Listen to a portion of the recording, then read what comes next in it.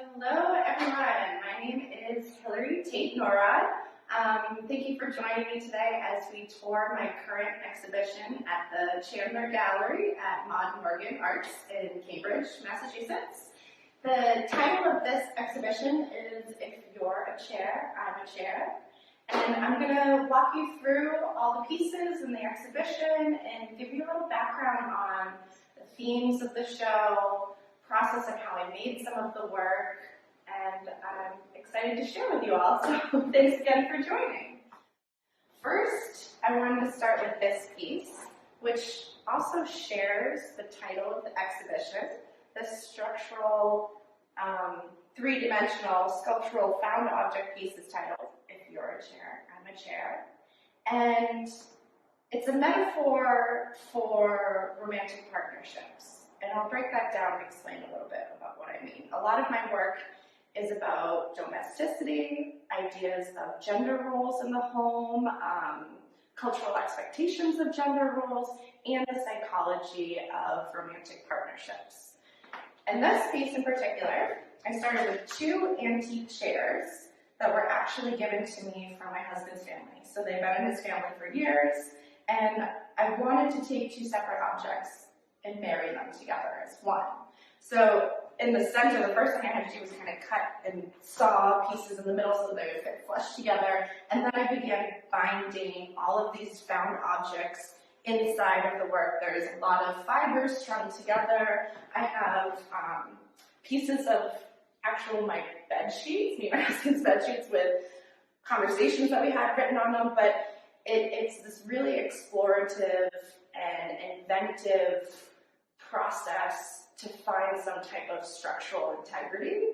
And to me, I think that speaks a lot to finding your voice as a couple and building the foundation for a healthy relationship.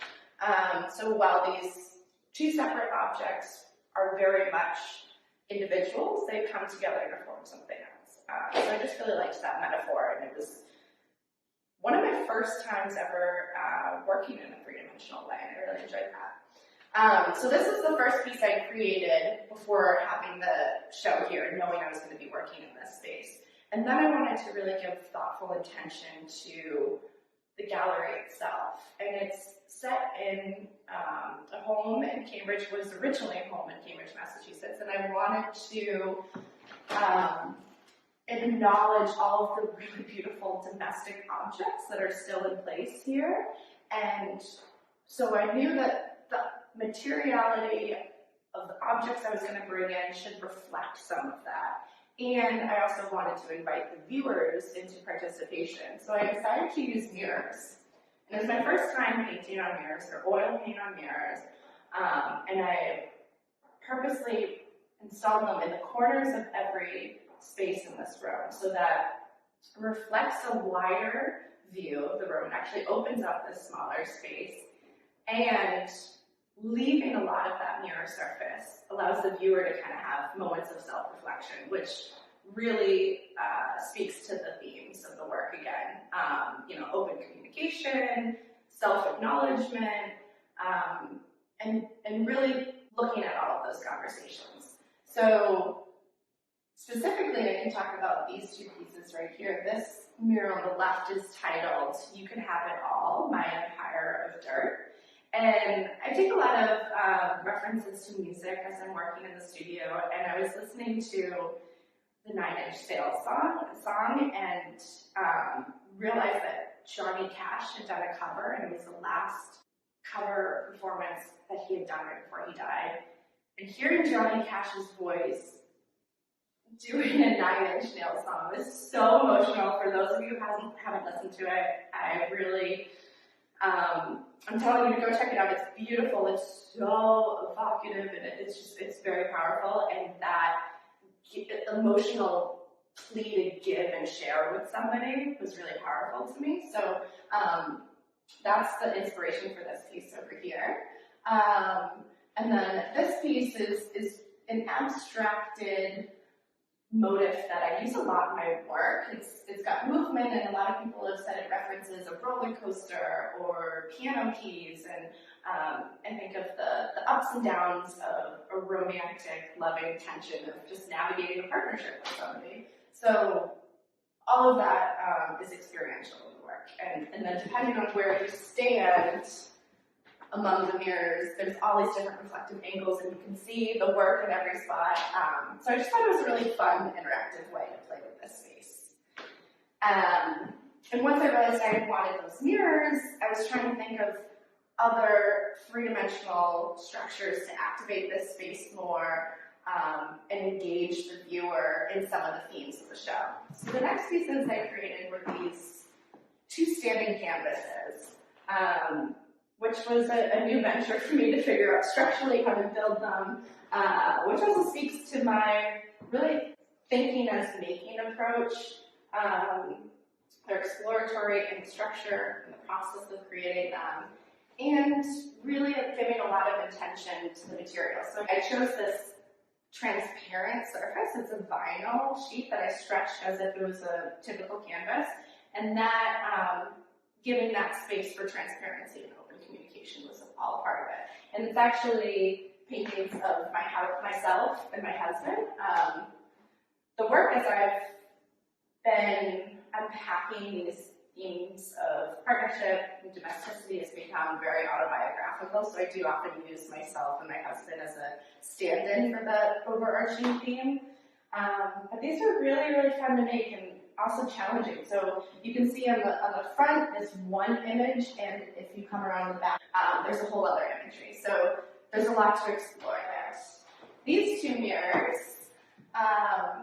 this one on the left is actually another inspiration for music.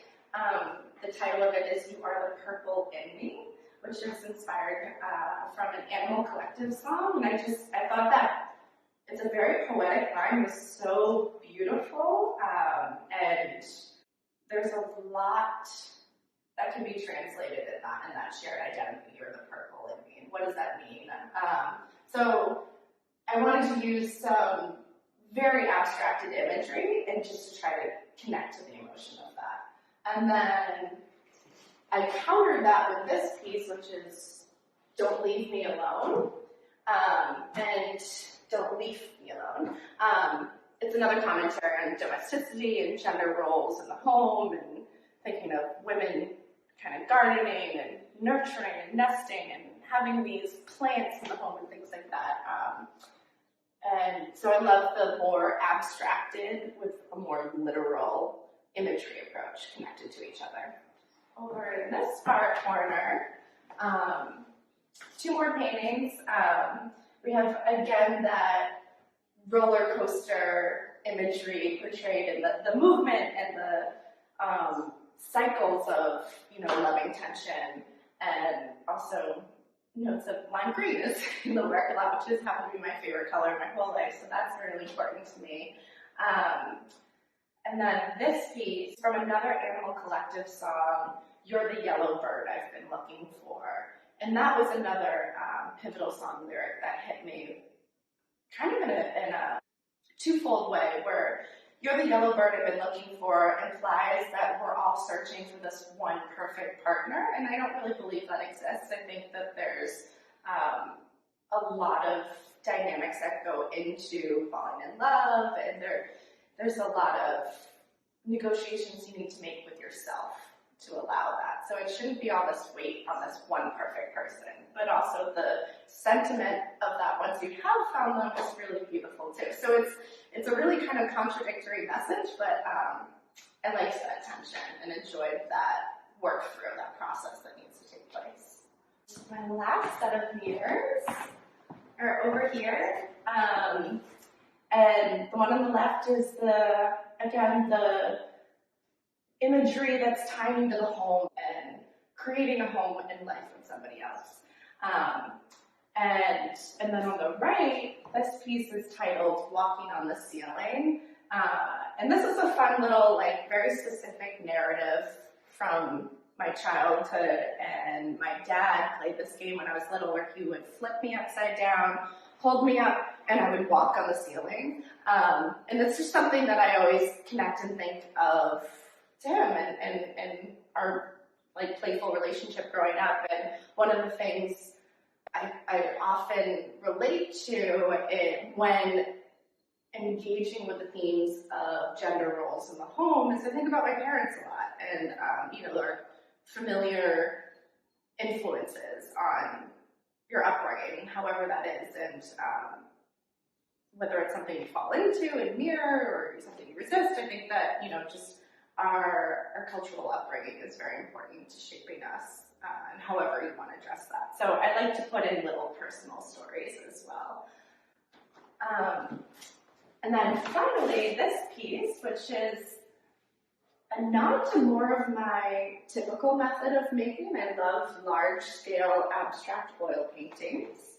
It's titled Swan Song. It's actually a piece that I had started years ago, and I didn't know how to resolve in some way, until I was working for this show.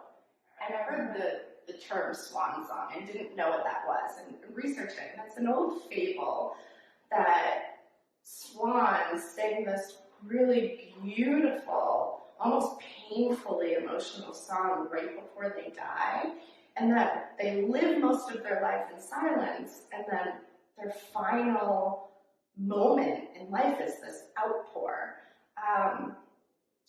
And that really hit me, and I sat with that for a little while, and then realized how it connects to the themes of this exhibition, where I really hope to foster these open dialogues around these themes and encourage finding your voice, finding your language. And that's something I do as an artist too. I'm always trying to find what the appropriate language and the language that I want to display in the work for conveying these ideas. So this I used a painting that was going to be completely abstracted. There's no realistic imagery or recognizable imagery in that. And I wanted to do that as a way to utilize color, the emotions of color, of lines, of shapes, to relate to that discovery of voice. So that pretty much wraps up my tour. And thank you everyone for joining and watching today. Thank you to Maud Morgan and the wonderful staff here for this time. And I hope everyone is staying safe, healthy. And thank you again. Thank you for watching. Feel free to send me any comments and questions.